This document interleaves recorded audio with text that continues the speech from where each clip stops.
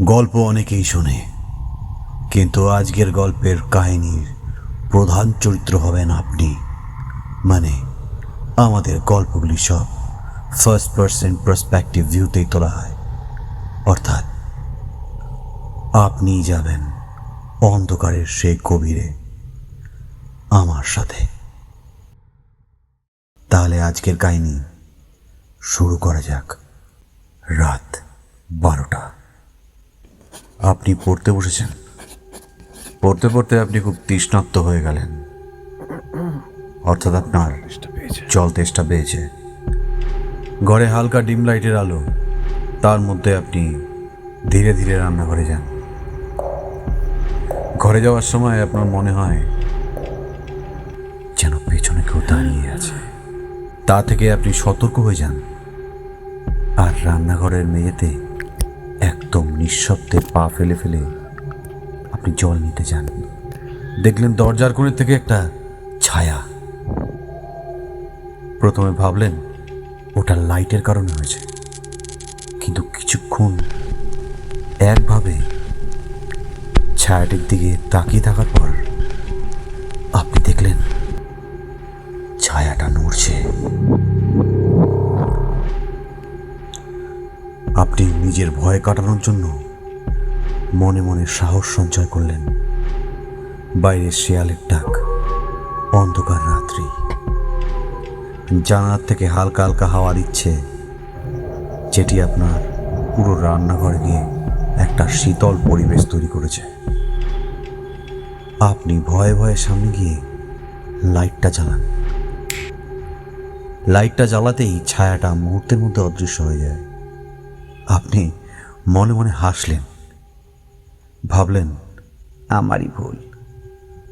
কিন্তু ঘরে ফিরে বসতেই অনুভব করলেন ঠিক আপনার পেছনে, ঘাড়ের সামনে ডান পাশে কেউ শ্বাস নিচ্ছে। আর সেই শ্বাস প্রশ্বাসের হাওয়াটা ঠিক আপনার ডান কাঁধে একবার বাঁ কাঁধে।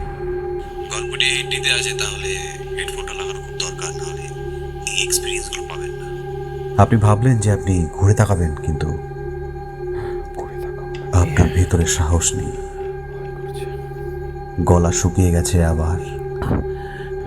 চোখ বড় বড় করে তাকিয়ে ঘরের কোণায় দেখতে লাগলেন। ভাবলেন সামনের থেকে হয়তো কিছু আছে বা কিছু নেই। আপনি কাঁথা মুড়ি দিয়ে বিছানার তলায় শুরু করলেন। ভাবলেন হয়তো আপনি বেঁচে যাবেন, কিন্তু তখনই আপনি অনুভব করলেন যে কেউ সজোরে আপনার পেছনে চুল ধরে টেনে ছেড়ে দিল। আপনি পাগলের মতন চিল্লাচিল্লি চালু করে দিলেন। পেছনে তাকিয়ে দেখলেন কেউ নেই। এবার আপনার হার্টবিট বেড়ে গেছে। ভয়ে আপনি চিৎকার দেন, কিন্তু কেউ বাড়িতে নেই। দরজা জানলা সব বন্ধ। আপনি তাড়াতাড়ি ফোন বের করে আপনার মায়ের সাথে কথা বলতে চাইছিলেন। ফোনটা আনলক করার পরে নাম্বার ডায়াল করে যেই ফোন করতে গেলেন, আপনি দেখলেন ফোনের স্ক্রিনে নেটওয়ার্ক নেই। আপনি টেনশনে পড়ে গেলেন, এবার কি হবে? ঠিক তখনই ঘরের কোণের লাইটটি টিম টিম করে জ্বলে উঠল। একটা চাপা গন্ধ আপনার নাকে ভেসে এলো, যেন ভাগাড়ের গন্ধ। কিন্তু কোথা থেকে আসছে বুঝতে পারছেন না। জানলার দরজা তো সব বন্ধ।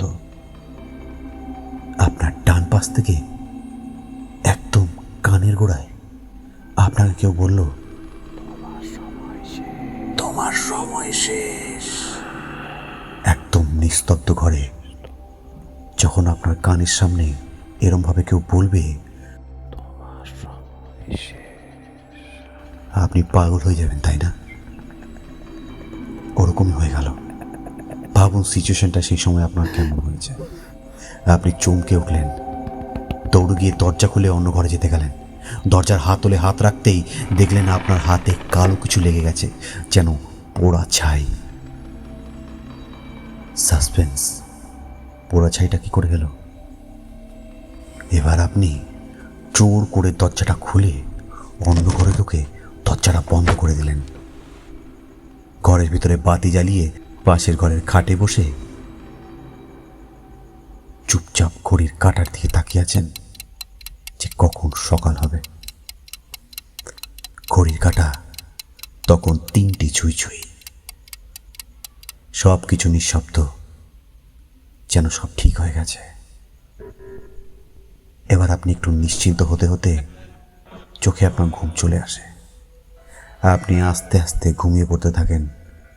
তখনই হঠাৎ একটা সজোরে শব্দ হয়, যেন কোথাও বোম ফেটেছে। আলমারির ভিতর থেকে ধাক ধাক ধাক ধাক ধাক যেন কেউ নাড়াচাড়া করছে। আপনি আবার ভয় জমে যান। কয়েক সেকেন্ড পর শব্দটি থেমে যায়। আপনি সাহস করে আলমারির দিকে যেতে চান, কিন্তু আপনার মন মানছে না। কিন্তু ওই সজোরে ধাক্কাটি আবার হয়ে ওঠে, যেন আলমারিটি পুরো কেঁপে উঠল। আপনি তাড়াহুড়ো করে আলমারির দিকে গেলেন। ভাবলেন হয়তো কিছু জন্তু জানোয়ারের জন্য এই সমস্যা হচ্ছে। আপনি যে আলমারি খুললেন, দেখলেন ভিতরে কিচ্ছু নেই, পুরো ফাঁকা। জামা কাপড় পরে আছে, কিন্তু অদ্ভুতভাবে তাতে খুব ধুলো। আলমারিটি বন্ধ করে আপনি পেছন ফিরে খাটের দিকে আসতে যাচ্ছেন, তখনই হঠাৎ আপনার চোখ আলমারির আয়নার দিকে গেল। দেখলেন একটি মেয়ের প্রতিচ্ছবি।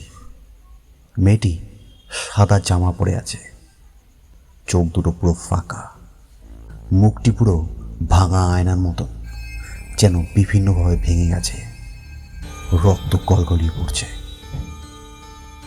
আয়নার মেয়েটি আপনার দিকে তাকিয়ে অদ্ভুতভাবে হাসছে।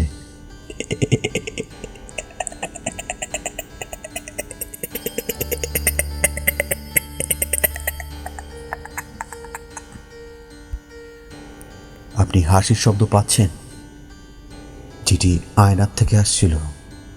হঠাৎ সেই শব্দটি আপনার কানের সামনে বাজতে লাগলো। হঠাৎ করে সজোরে চিৎকার দিল, মনে হয় আপনার কানের সামনে কেউ। আপনি পাগলের মতন আবার খাটের দিকে চলে গেলেন। আপনি চিৎকার করতে চাইলেন, কিন্তু এইবার আপনার গলা দিয়ে কোনো শব্দ বেরোচ্ছে না। হঠাৎ দেখলেন আয়নার ভিতরে মেয়েটি নেই। আপনি মনের ভ্রম ভেবে যখনই শান্ত হতে গেলেন, দেখলেন সেই মেয়েটি আপনার ডান কানের সামনে। মেয়েটির চুল আপনার পিঠে সুরসুরি দিচ্ছে। মেয়েটি আপনাকে বলে উঠল একদম কানের কাছে এসে, তুমি আমাকে ভুলে গেছো, কিন্তু আমি ফিরে এসেছি। সময়টি শীতকাল, কিন্তু আপনার শরীর ঘামে ঝরঝরিয়ে উঠেছে। প্রত্যেকটি লোমকূপ যেন খাড়া হয়ে গেছে আপনার।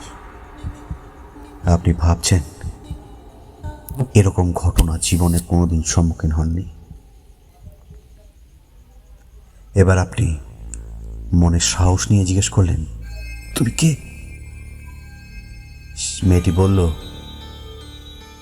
তোমার ছায়া, তোমার ছায়া, তোমার ছায়া।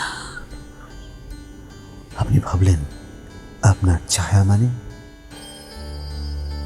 তারপরে মেয়েটি আবার বলল, তুমি আমার জায়গা নিয়েছো, এবার আমায় ফিরিয়ে দাও। আপনি পাগলের মতন চিল্লাচিল্লি করে সোজা ঘর থেকে বেরোনোর চেষ্টা করলেন। ঘরের দরজাটা খুলে যেই বাইরে গেলেন, দেখলেন অন্ধকার রাস্তা, জঙ্গলের মাঝখানে, যেন কোনো উপায় নেই, একদম একা। আর আপনার পেছন থেকে ঘাড়ের সামনে এক সজোরে নিঃশ্বাস ফেলল কেউ, আর আপনার কানের সামনে বলে উঠল, তোমার ছায়া তো ঘরেই ফেলে আসলে, নেবে না। স্ট্রিট লাইটের আলোটি আপনার গায়ে পড়েছে। আপনি পেছনে ঘুরে তাকাতেই দেখলেন আপনার রিফ্লেকশন নেই। আপনার ছায়া সত্যি আপনার কাছে নেই। তবে সেটি কোথায়? আপনার রুমে রয়ে গেল, নাকি আপনি? এক্ষেত্রে এই গল্পের মধ্যে অনেক রকম প্রশ্ন আসে। ছায়াটি কার?